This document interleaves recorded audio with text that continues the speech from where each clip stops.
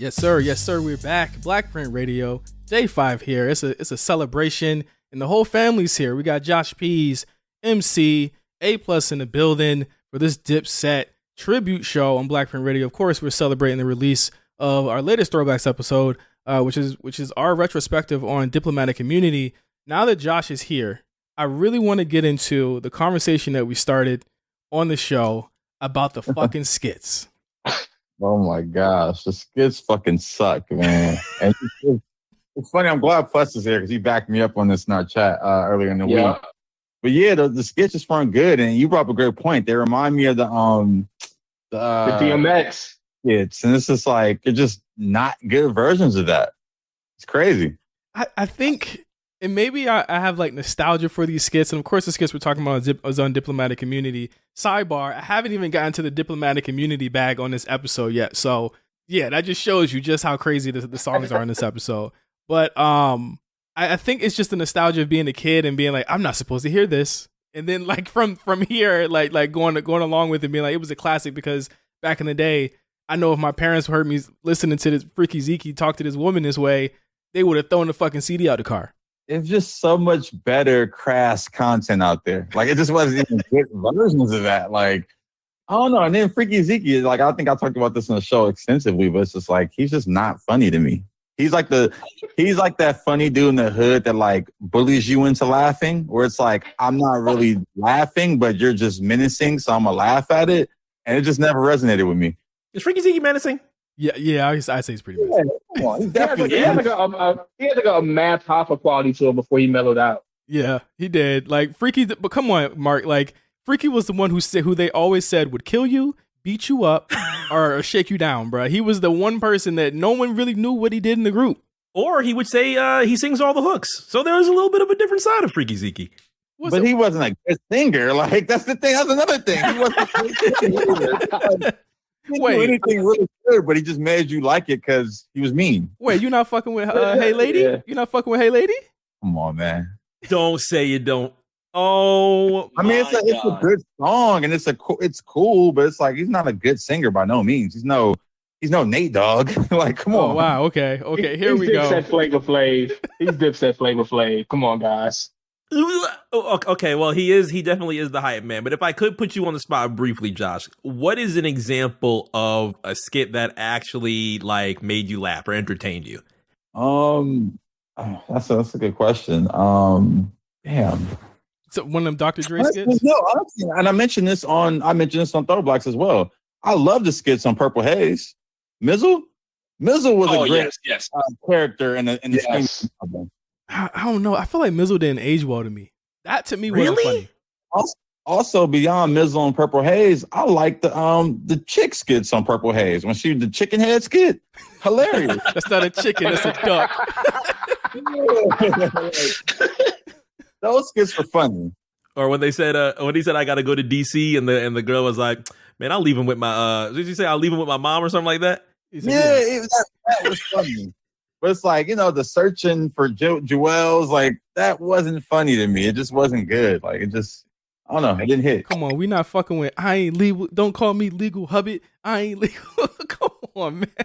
Nah, man. That's not for me. Oh, my God, man. Okay. I mean, it ended up being true. Fuck it, it's all about the weed. Ended up being true 20 years later. Yeah, it was all about the weed and lean. They all banging on this beat. Don't do that, bro. Come on, man. I was gonna say, crazy part about it is like in that era, you had all the Dipset mixtapes, and Jim Jones had way better skits than those mixtapes. Way better. The Nas promo is an all-time. That's an all-time. If you want to count "Is That You Betha" as a skit, yeah, that might be. Well, it's not a skit. It's definitely a realism. It's definitely realism. It's not a skit, but it's a shoot. Let's touch on that. I mean, it was a brisk, sunny day.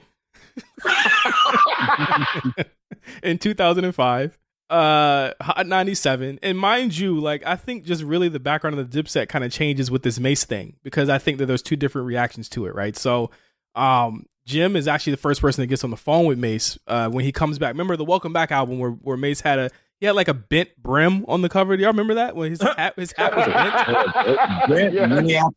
Minnesota Brewers hat. Yeah, I was like, why is it crooked? Like, it was weird why it was crooked, but you know, he gets on the radio and talks about why he's back in rap. And he's of course, he's promoting an album, a rap album where he's not cussing at all on it. So he's got Breathe, Stretch, Shake. It's all family friendly, which is, if you go back and listen to Welcome Back Now, it is one of the strangest albums of all time. But he talks about his relationship with Cameron and the Diplomats, and Jim Jones gets on the radio. And I think that like we would get the kind of 50 Cent The Game moment after that, but this was kind of the era of going on the radio show and acting a fucking fool. But I think this is one of the most jaw-dropping, like insane moments on radio of all time, right? Easily. There's so many quotables. I mean, where do you start? You start with who started off with "You was fabricating that book"? That was Jimmy, Cameron, right? When he came on the Cameron. phone. No, it was Jim. It was Jim. You're right. It was Jim. He said you was fabricating that book, and then from there, it went from like 3 to 10 in like 2 minutes. 20, 30 seconds. It didn't take that long at all. Yeah. It was like he went from like, "Is that you, Betha?" in like the next 45 seconds.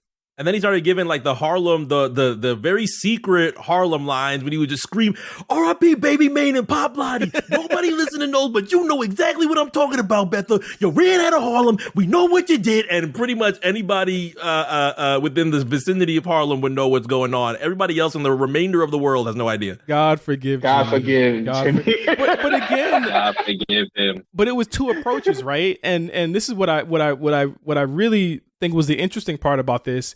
Jim was very emotional. Like you could feel the hurt behind what he was saying. Cameron was very like practical. He was just kind of breaking down numbers like he had a piece of paper in front of him. Like, this is what you did. You left me out. The most vocal you got from Cam is, "You said rap is the devil and you're rapping." You're rapping? Do you feel that way? Do you feel that way, rap is the devil? Then Ms. Jones said, "Is that true? Did you say rap is the devil and you're rapping?" No. And then Cam said, "Oh my God." You know what's crazy? I was gonna say that interview is why she's not on air no more. If you were just playing into Is it really? Like, you can't be this oblivious, lady. Yeah, I mean, I thought it would have been when Jeezy said, "Does Nas bust his guns? Does Nas bust his guns?" Oh, she's been a part of some crazy moments now I think about it. She doesn't have anybody do anything. I mean, this just goes to show, because again, wasn't it Miss Jones on the air with Nas literally like a year and a half before that? Yeah, like when the beef was on, Miss Jones was the co-host of Star and Buck Wild back in the day. So I think Star had left the room, and Miss Jones had conducted an interview with Nas right after Ether on the morning show. So yeah, she literally has been a part. And she also walked out of Star and Buck Wild's morning show when the Leah plane crash thing happened. And so she's been a part of like crazy moments on the radio. But real quick, do you think Jimmy and Cam ran Mace out of rap again? Like, the promo run for Welcome Back kind of abruptly ended after that, not too long after that. Well, I mean, it flopped, and I think that's where ran back out. The most confusing thing about that, it was like 2004, he was like linking back with Diddy and everything was supposed to be cool again. A year and a half later, he has himself depicted as Jesus with thorns on his head, and it's G Unit Radio 16, and he's cursing out Diddy. I'm like, how did we get back here in a year and a half? Well, and he's overseas with the big milkshake. Don't forget the big milkshake, you and window shopping. Man, that mixtape with G Unit was fire. I remember buying that shit. I bought that downtown LA. I'll never forget. I went downtown and bought that mixtape, and that shit was fire. He was getting off on that. And we talked about this. We talked about this a little bit earlier, Josh, about the before I played Certified Gangsters, the gang influence in Dipset, and how they were kind of really the only ones that were very overt about, like, they were Bloods and they were doing this, and they were talking about 9 Trey and all that stuff. What was that like in LA? I imagine you were probably listening to Dipset at the time. What was it like living out here?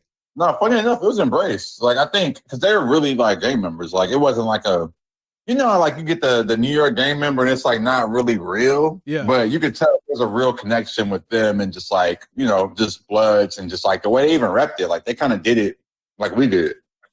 And I don't know, it just resonated a little bit more than I think any of the other like New York gang members that kind of came out around that time. So no, it's definitely embraced. Them kind of being alongside Game and just what he was doing at the time was just like really appreciated. So yeah, it was never like really, I don't know, I don't think anyone ever kind of like scoffed at them or like were like, oh, these dudes are weird. They just, it was definitely, that was just like kind of just taken for what it was.